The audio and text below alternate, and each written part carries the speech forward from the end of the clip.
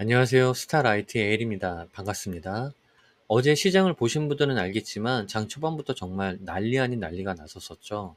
투자자분들이 정말 롤러코스터를 타는 듯한 기분이셨을 텐데 저도 순식간에 공포감을 느낄 정도였거든요. 그러면 이렇게 투자 시장이 흔들리고 사람들에게 공포감까지 주는 지금 이 상황을 어떻게 받아들여야 하는지 지금부터 여러분들의 멘탈 케어에 들어가 보도록 하겠습니다. 일단 어제 큰 폭락과 회복세로 왔다 갔다 하면서 전날 큰 하락으로 끝났던 테슬라는 조금은 회복을 해 주었는데요. 그래서 여러분들이 지금 테슬라에 대해서 관심이 굉장히 많으신 것 같아서 미국의 유명한 애널리스트들의 의견들을 좀 봐 왔습니다. 결론은 대체적으로 굉장히 애널리스트 사이에서도 서로 지금 의견이 많이 대립되고 있는 상황이고요. 총 세 가지로 간단하게 브리핑을 해 드리겠습니다. 관망, 매수, 매도 이렇게요. 먼저 관망입니다. 이미 테슬라에 투자했고 고점에 좀 털지 못했더라면 지금은 관망할 때라고 합니다. 이유는 자동차 매출 총 이익률이 감소로 평소 판매 가격이 낮고 구조조정 비용이 운영 비용이 상당히 부담을 주고 있다. 그래서 주당 순이익이 예상치보다 좀 낮아졌다. 이 테슬라는 성장주잖아요. 근데 그 뒷받침이 약간 재무 건전성으로 옮겨갔다고 보고 있는데 이것은 사실 악재죠. 성장주인 테슬라는 성장의 뒷받침이 돼야 되는데 재무 건전성을 옮겨갔다는 건 악재입니다. 그리고 이제 차량 마진에 대한 압박을 받고 있고 지속적인 가격 문제 속에서 좀 이익 달성하기가 어려울 수 있지 않냐라고 지적하고 있고요. 결론은 회사 마진 개선 가능성에 대한 좀 명확성, 정확할 때까지는 신중하게 해야 된다고 생각하고 있다고 합니다. 그래서 관망할 때라고 하고요. 두 번째는 매수인데요. 테슬라의 회복력과 미래 성장 잠재력을 나타내는 여러 가지 요인이 결합되어 매수 등급이 나왔고, 이유는 구조조정 비용의 영향을 크게 받아 합의보다 15% 낮은 어려운 분기가 확실한데도 불구하고 일회성 비용을 제외하면 테슬라의 실적이 굉장히 강할 것으로 보여진다. 이건 맞는 말이죠. 한 번 나간 퇴직금이 또 나갈 일은 없잖아요. 회사의 자본 지출이 예상보다 낮아서 업계가 전기자동차 경기 침체에 직면해 있는 시기에 효율적인 자본 관리가 가능함을 보여줄 수 있다. 23년도에 연간 성장 목표치가 낮다는 것을 지적하는 것은 사실 어느 정도 예상을 하고 있었고 그러므로 큰 변동성이 없을 거라고 생각을 한다고 하죠. 그리고 올해 말 풀셋 드라이빙 FSD 완전 자율주행 그리고 로보태시의 공개를 두고 좋은 영향을 줄 수 있을 것으로 예상하기 때문에 매수의 관점으로 보고 있다고 합니다. 또 매도의 관점은 부진한 재무 상태와 테슬라의 부진한 시장 실적을 포함한 여러 요인이 결합되어 매도 등급이 나왔고 자동차 매출 총이익률이 이건 뺄게요. 테슬라의 평균 판매 가격은 자동차 1000달러 이상 하락했고 자동차 매출은 전년 대비 7% 감소했다. 전체 회사 매출은 에너지 사업부에 크게 의존하여 2%의 미미한 성장을 거두었다. 그리고 이제 새로운 모델이 2025년 상반기까지 생산을 시작하지 않을 것으로 예상되고 의미 있는 출시는 그해 후반까지 어려울 것으로 보인다. 그러고 이제 자율주행 그리고 로보택시의 이런 가능성이 의문이 된다. 라서 이제는 좀 매도의 등급을 줬다고 합니다. 이렇게 전문가들의 테슬라의 분석도 서로 많이 다른 상황입니다.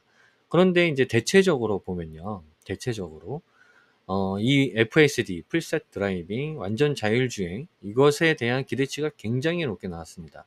지금 테슬라가 어려워하는 여러 가지 부분이 그냥 여러 가지로 고생했잖아요. 단 하나, 이 FSD로 모든 걸 긍정적으로 바꿀 수 있고 또 다른 모든 고려사항을 쉽게 FSD가 압도할 거라는 의견이 있습니다. 결과적으로는 테슬라의 지금 투자 가치는 FSD라고 보고 이 FSD를 믿지 못하겠다면 투자하지 말라는 말과 같습니다. 의견이 좀 갈리는 이유는 좀 전에 말씀드렸지만 로보택시랑 FSD가 아직 명확하게 보여진 것이 없고 지금 좀 말만 나왔지 세상에 공개는 아직 안 됐잖아요. 이렇다 할 정확한 공개가 안 됐기 때문에 의견이 갈리고 있다고 보면 됩니다. 그리고 어제 저는 말씀드렸지만 테슬라는 215불 정도의 아주 소량 분할 매수해서 저는 지금 간을 좀 보고 있습니다. 네, 그러나 이제 전체적인 시장의 흐름상 이번 주는 조금 관망하시면 좋을 것 같고요. 다음 주 시장의 상황을 보고 매수해도 늦지 않을 것 같습니다. 그리고 이건 어디까지나 제가 생각하는 매매의 관점이니까 참고만 해주시길 부탁드리겠습니다. 그리고 지금 월가에서 이런 소리가 나왔습니다. 시장이 실적도 좋은데, 기업 실적이 좋은데, 왜 이런 상황인지 월가에서 분석을 해보니까 다름 아닌 일본이 나온 겁니다. 이것을 보고 엔캐리 트레이드 청산이라고 합니다. 간단히 말하면 일본은 이전 바이든 정부의 눈치를 보느라고 본인들이 힘든데도 불구하고 미국채를 던지지 못하고 있었거든요. 근데 트럼프가 대통령이 될 거라고 확신하고 나니까 이제 미국채도 좀 매도하면서 달러를 충전하고 이걸로 엔화를 끌어올리는데 힘을 썼던 거죠. 이게 가능해진 거죠. 트럼프 입장에서는 사실 이런 상황, 이렇게 시장을 흔들어주는 이런 상황이 나중에 본인이 대통령이 됐을 때 뭔가 팍 회복해주는 이런 시나리오를 쓰고 있을 거라고 제가 3일 전 영상에도 말씀드린 적이 있었죠. 근데 굉장히 뭔가 절묘하죠. 그 역할을 지금 일본이 하고 있을 수 있다는 생각이 듭니다. 그럼 엔화가 상승하면 무엇이 문제냐면 그게 이제 말씀드린 엔캐리 트레이드 청산이 나오는 건데 일본의 투자자들이 일본의 기준 금리가 워낙에 낮으니까 그 금리로 대출을 받아서 미국 시장에 투자를 많이 해오고 있었습니다. 근데 엔화 가치가 갑자기 올라가니까 투자자들이 다시 일본으로 들어가도 괜찮겠다는 생각을 하는 거죠. 그리고 일본도 금리가 올라가면서 엔화를 조달하는 비용 자체가 높아지면 굳이 미국에 투자할 이유가 없고요. 간단히 말하면 해외 시장에 투자했던 자산을 팔고 다시 일본으로 돈이 들어가는 현상을 말해서 엔캐리 트레이드 청산이라고 합니다. 이 엔캐리 트레이드 청산 덕분에 지금 미국 시장에 영향을 주고 있다는 것이 월가의 소식인 거고요. 저는 공감하고 있고요. 사실 떨어질 이유가 별로 없었습니다. 빠질 이유가 별로 없었는데, 근데 뭔가 이런 절묘한 그림들이 그려지니까 좀 이해가 되기도 합니다. 그럼 이 상황이 어떻게 전개될 것이냐? 이 엔캐리 트레이드 청산이 계속될 수는 없습니다. 미국 주식 가격이 저렴해지니까 사실 굉장히 많은 사람들이 기회라고 생각하고 지금 노리고 있거든요. 우리만 해도 그렇고요. 이렇게 가격이 떨어지고 내려가는 건 사실 투자자 입장에서는 땡큐죠. 그리고 가장 중요한 이유는 여러분 미국 주식만큼 확실한 투자처들이 있을까요? 전 없다고 봅니다. 이게 바로 미국 시장에 전 세계 자본이 몰리는 이유겠죠. 일본도 결국엔 엔화가 다시 들어가게 될 겁니다.